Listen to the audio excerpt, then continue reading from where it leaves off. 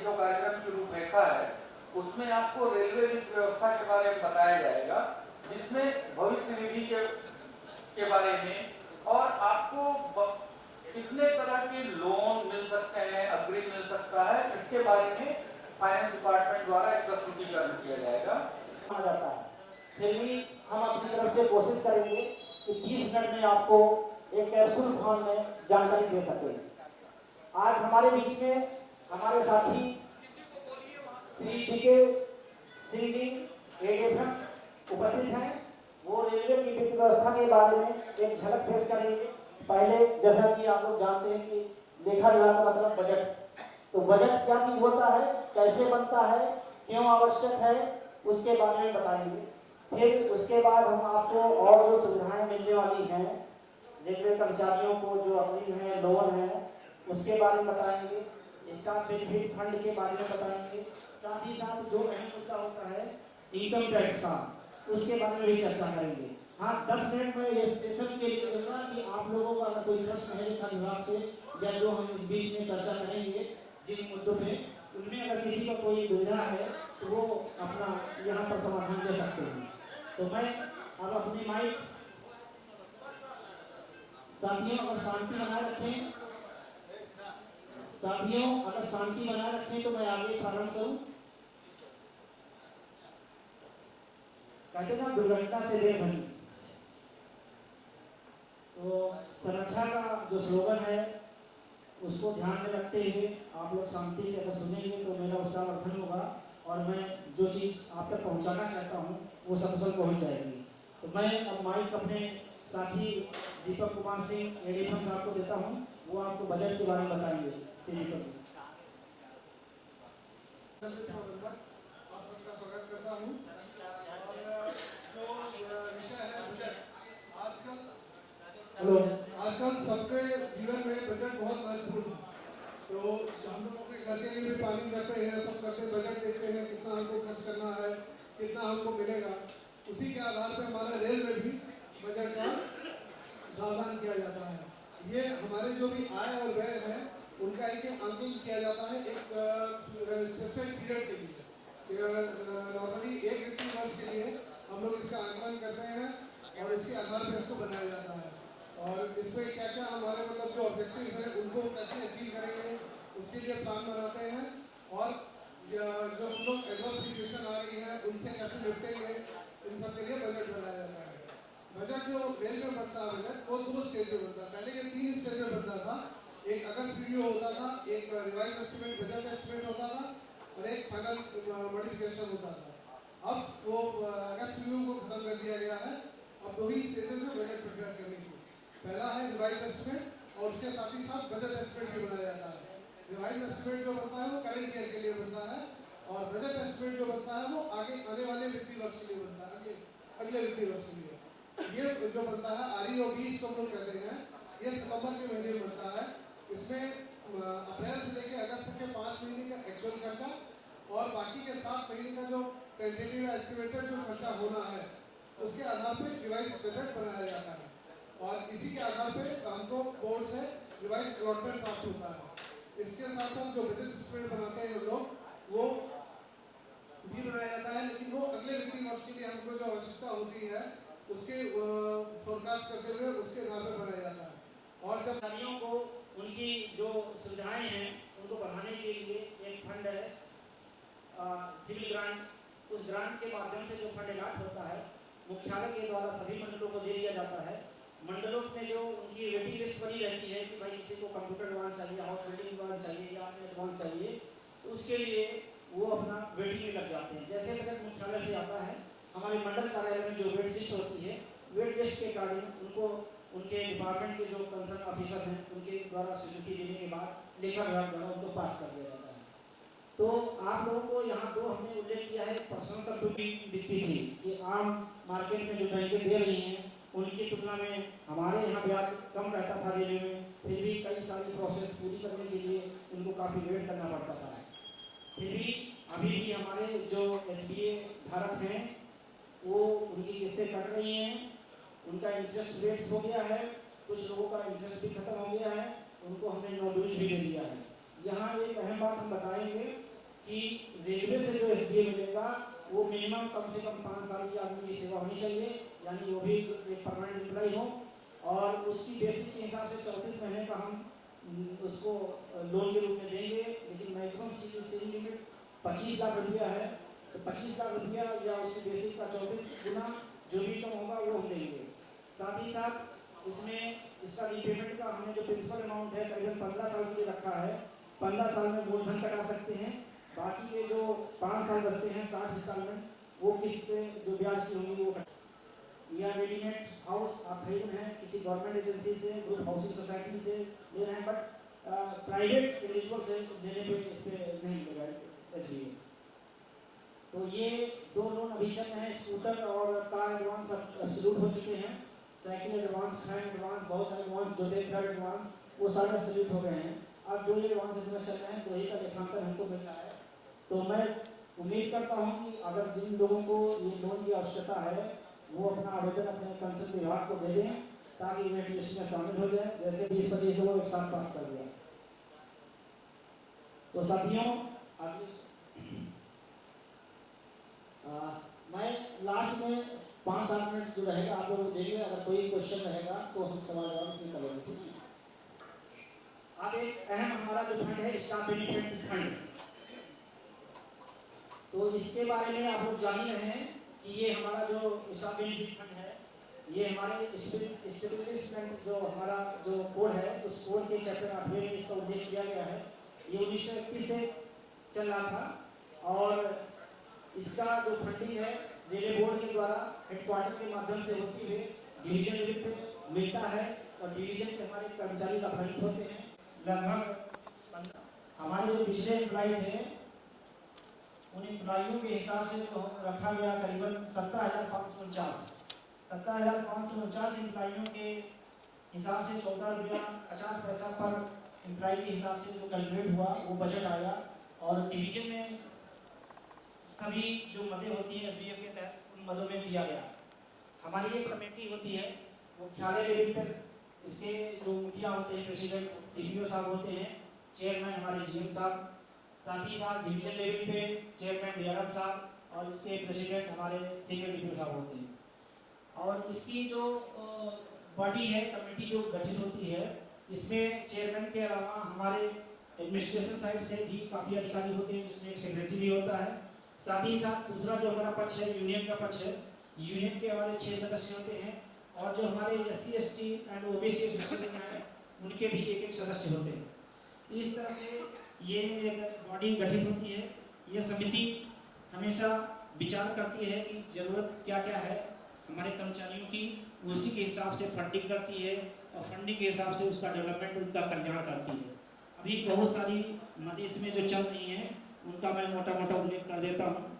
सबसे जो अहम मद है कर्मचारियों के बच्चों की शिक्षा के संबंध में छात्रवृत्ति, तो ये ग्रेड पे 2400 से अधिक वाले हमारे जो स्टाफ हैं यानी कि लेवल 4 वाले उनको 18,000 उनके बच्चों को 18,000 पर ईयर दिया जाता है।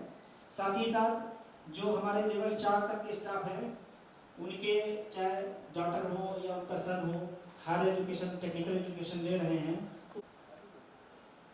साथियों और भी पदे हैं जैसे वुमेन एम्पावरमेंट के बारे में, महिला सशक्तिकरण, उसमें आप एक एक करके देख सकते हैं। नेशनल चिल्ड्रन के बाद स्टाफ टूरिस्ट कैंप हमारे जाते रहते हैं, उसमें भी फंड आता है। ये हम आइटम नंबर लिख रखे हैं, इस आइटम के अगेंस्ट वो अकाउंट फॉल होता रहता है। साथ ही साथ जो रिपब्लिक डे इंडिपेंडेंस डे है इसमें भी फंड आता है। मान लिया फॉर एग्जाम्पल कि हमारे हेडक्वार्टर को पूरा बजट मिला 1,28,000, तो इंडिपेंडेंस डे के लिए लखनऊ डिवीजन को 12,000, इसी तरह से रिपब्लिक डे के लिए भी 12,000। और एक अहम जो इसमें पॉइंट है 12 नंबर में लिखा फ्यूनरल के केस में अगर किसी का कोई वो अंतिम संस्कार होना होता है तो वो कर्मचारी मर गया तो उसके परिवार को एसडीएफ की तरफ से 25,000 रुपया की राशि दी जाती है। साथ ही साथ जैसा कि मेडिकल में भी जानते हैं अगर कोई हॉस्पिटलाइज है वहाँ पर डेथ कर गया है तो मेडिकल की तरफ से 5,000 रुपया अलग से उनको दिया जाता है बॉडी उठाने के लिए। साथ ही साथ जो हमारे स्टाफ LWP है बीमारी की वजह से वो ड्यूटी नहीं कर पा रहे हैं, WP हो गए हैं, तो उनको करीबन 30,000 पर मंथ के हिसाब से दिया जाता है, जितने दिन वो एब्सेंट रहेंगे उस दिन के हिसाब से। और इसके साथ जो गंभीर बीमारियां होती हैं उनके लिए भी हमारा 14 नंबर में दिया गया है कि एक्सीडेंट केस में या सीवियर कोई डिसीज हो गई, कैंसर है, कोई हार्ट स्ट्रोक या कोरोना हो गया था तो उसमें काफ़ी लोगों की डेथ हो गई थी। एक्सीडेंट अगर हो गया उसको कोई कंपनसेशन देना है तो वो दिया जाता है इसी SBF फंड से। साथियों, इसका एक एनुअल रिपोर्ट होता है जो तैयार करके मंडल के माध्यम से हेडक्वार्टर होते हुए रिपोर्ट हो जाता है। ये बीच बीच में हमारी जो समिति है SBF की साल में कम से कम तो एक बार मीटिंग करता है ये, और बीच में जो प्रत्येक अध्यक्ष महोदय के सहयोग से सीनियर DPO के माध्यम से मीटिंग गठित होती है और कोई अगर डिसीजन लिया जाना होता है तो वो समिति लेती है। इनकम टैक्स की प्लानिंग शुरू से की जाती है और इनकम टैक्स के लिए सैलरी सेविंग वालों के लिए मार्च से फरवरी तक का महीना माना जाता है। आपकी मार्च में जो तनख्वाह बनी है वो अप्रैल में मिलती है, इसलिए आप मार्च से ही कटाना शुरू कर दीजिए ताकि आगे फरवरी के आखिरी महीने में। पैन तो आप सब लोगों के पास है, किसके पास पैन नहीं है बता सकते हैं? जो साथी यहाँ बैठे हैं किसी के पास पैन ना हो, यानी सभी लोगों के पास पैन है, टैक्स दे रहे हैं। पैन का फुल फॉर्म मैंने दिया, परमानेंट अकाउंट नंबर। टैन होता है tax deduction and collection account number. ये टैन जो उनका अपलोडिंग करते हैं वो अथॉरिटी के पास होता है टैन नंबर। टीन नंबर होता है टैक्स इंफॉर्मेशन नेटवर्क।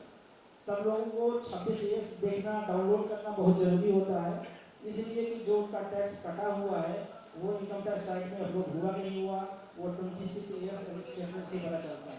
इसका एनुअल इंफॉर्मेशन स्टेटमेंट कहते हैं, टैक्स क्रेडिट स्टेटमेंट कहलाता है।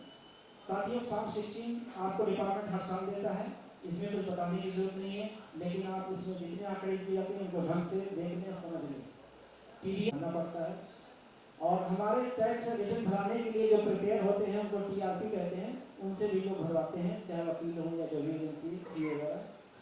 ITD इनकम टैक्स डिपार्टमेंट का नाम है ITD।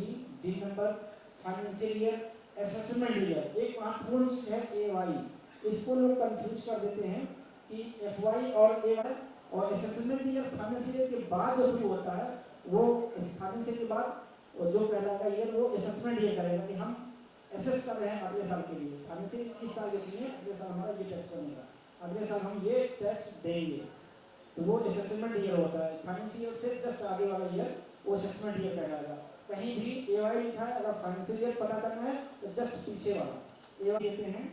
और ये बेस्ड है कि आपने कितनी रिसीट प्राप्त की हैं और हमारे नए टैक्स रिजीम भी अगला चल। Next slide.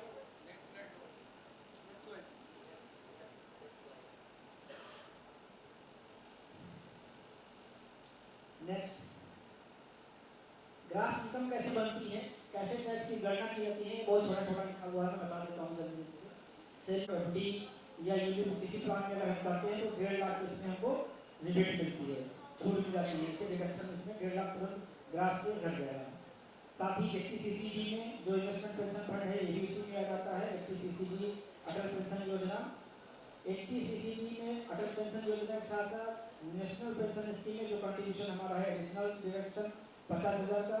साथ ही 80D में जो मेडिकल इंश्योरेंस हम लोग लेते हैं इंडिविजुअल के लिए, है ना, या फैमिली अपना फैमिली की सहित पूरा लेते हैं हेल्थ चेकअप। सर, ये चाइल्ड एजुकेशन अलाउंस सिर्फ 12 तक मिलता है या उसके आगे भी मिलता है? जी, child education allowance 12th class के बच्चों तक मिलता है या उसके आगे? बस 12वीं तक मिलता है। तो उसके आगे के एजुकेशन में क्या प्रोविजन है? वो हायर एजुकेशन में हम SBF में बता दिए, तो मतलब उसके लिए चाइल्ड मिलता है अलग से SBF जो देता है तब चाइल्ड 50,000 पर। हाँ, वो child education allowance, child education अलग चीज़ है। चाइल्ड एजुकेशन अलाउंस हर कर्मचारी को जिनके बच्चे हैं, 2 बच्चों को, प्रथम 2 बच्चों को, वो जो लिमिट है 27,000 की है वो मिल रही है लगातार। और फर्स्ट क्लास के बच्चे से पहले 2 साल तक था, अब शायद 3 साल का हो गया है। अब कक्षा 1 में बच्चा आए उसे 2 साल पीछे का 3 साल तक का ले सकते हैं।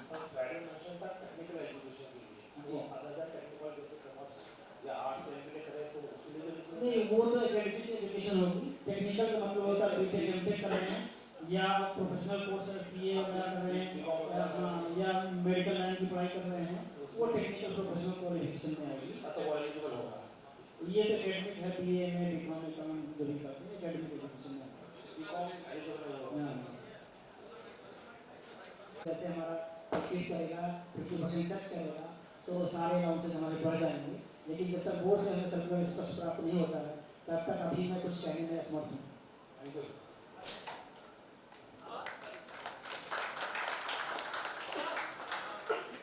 और भी ले लोन मिलता था तो क्या ये हमारे डिवीजन में मिलता है क्या? कंप्यूटर एडवांस हाँ जैसे सर कंप्यूटर खरीदने के लिए जैसे एडवांस मिलता है। यूनियन को नहीं सर हमारे जैसे हमारे डिवीजन में मिलता है, जिसको लेना है तो एप्लीकेशन दे देता है, फिर कंप्यूटर खरीद के उसका बिल दे देता है। तो क्या हम लोग के यहाँ ऐसा नहीं है क्या? नहीं, हमारे यहाँ एडवांस की सुविधा है। आप एडवांस ले लीजिए, कंप्यूटर खरीद लीजिए, रसीद विभाग में जमा कर दीजिए और तनख्वाह से किस्तें कटाते रहिए। लेकिन सर जब भी वहाँ फॉर्म पूछा जाता है वहाँ जो हमारे क्लर्क हैं तो वो बताते हैं कि नहीं, जब वहाँ से बताया जाएगा तब। नहीं, वो बजट की बात करते डिवीजन हैं। में ऐसा नहीं नहीं, है। वो बजट की बात करते हैं कि साहब बजट नहीं है, लेकिन आप एप्लीकेशन दे करके वेटिंग लिस्ट में आप ऐड हो जाइए, हाँ। आपकी वेटिंग लिस्ट बन के तैयार करके मिल जाएगा। तो एप्लीकेशन क्यों नहीं लिया जाता है? नहीं, एप्लीकेशन तो लेना चाहिए। अगर कोई मना करता है तो ये ठीक नहीं है। आप उनके जो शाखा अधिकारी हैं उनसे जरूर मिलें। नहीं सर, एक मिनट इनका जो क्वेश्चन है कि क्या ये डायरेक्ट, मतलब लेने के बाद की डेट का ही रसीद जमा करेंगे। तो वही उनकी दिक्कत है क्योंकि एप्लीकेशन में ले जा रही है, कहा जाता है कि कर्मचारी को नहीं मिलेगा इस नहीं, तो एक बार अपने विभाग से बात करेंगे। ऐसा कोई विभाग मना नहीं करता है कि हम एप्लीकेशन नहीं लेंगे। जैसे हमने कहा सर कि एप्लीकेशन हमारे ले लीजिए, उसको लगा दीजिए फाइल में। हाँ। जब आएगा तब तो मिलेगा। आप ऐसा करो, किस विभाग से हैं आप? किस विभाग से हैं? इस हम लोग को पाइलट हैं। लोको पायलट हैं तो अपने सीडीओ साहब को सर, मेरे हिसाब से सबका सर से मिल लो, सर बैठे हैं, तुम्हारी समस्या सॉल्व कर देंगे। और किसी का कोई प्रश्न?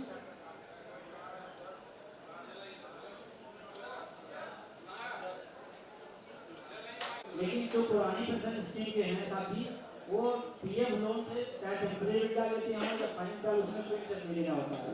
लेकिन जो एडवांस ही हमारे सिविल ग्रांट के तहत मिलते हैं, computer advance SBA sir by default कोई ऑप्शन है कि नहीं आपके पास? अभी तो कोई नहीं है, लेकिन मैं इसको चेक करा लूंगा मिस्त्री से। कंप्यूटर इनकम टैक्स की जो गाइडलाइन थी उसमें अगर कोई ऑप्शन नहीं देता तो बाई डिफॉल्ट न्यू अडॉप्ट किया जाएगा। हाँ, वो तो नई चीज है, ये तो बाय डिफॉल्ट न्यू हो जाएगा। तो आप न्यू में चले गए हैं, सर नीति साढ़े आप ओल्ड में कैसे आ जाएंगे? आप ओल्ड में कैसे आएंगे? ठीक। फिर भी आप कहते मैं एक बार चेक करा लूंगा मिस्त्री से। सर कोविड के बारे में बता। हाँ जी, सर कोविड में जो हम लोग सफर किए थे कोविड-19, वो पीरियड कोविड में था, उसका छुट्टी मिला नहीं सर। क्या छुट्टी नहीं मिला? जैसे स्पेशल भी मिलना चाहिए, तो कुछ लोग मिला था, कुछ लोग नहीं मिला था। नहीं, उसका बोर्ड का गाइडलाइन आया हुआ है। हमारे कार्मिक अधिकारी जो हैं उनके यहाँ से आप संपर्क कर लीजिए। वो पर्सनल का सवाल है, हमने संपर्क भी किया था, बात भी की थी, लेकिन तब भी नहीं मिला था। वो पर्सनल का सवाल है यार, व्यक्तिगत मामला है। पर्सनल का मामला है वो।